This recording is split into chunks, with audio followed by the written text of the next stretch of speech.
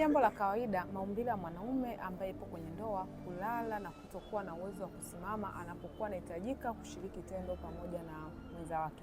Ni hali ambayo inakuwa inaleta shida na migogoro kwenye ndoa. Lakini kwa mwanamke ziwa lake likilala ni hali ya kawaida kabisa, kwa sababu ziwa la mama linakuwa ni extra part tu kwenye ndoa, lakini uume wako kama mwanaume kuimarisha mahusiano yenu na kuweza kuendeleza uzao. Ukiona kuwa hali yako ya maumbile inasimama kwenye hali ya ulegevu, haina uwezo wa kuweza kusimama imara na uwezo wako wa kushiriki tendo la ndoa ni dhaifu, unatakiwa kuchukua hatua mapema kabla haujaleta shida zaidi kwenye ndoa yako. Afya yako ni uwekezaji wako, na kwa wewe ambaye unaendekeza sana kutumia booster, zinakuwa zinahatarisha zaidi afya yako ya tendo. Zitakupa starehe ya muda mfupi, lakini hali itakuwa dhoofu kadri siku zinavyokuwa zinaendelea.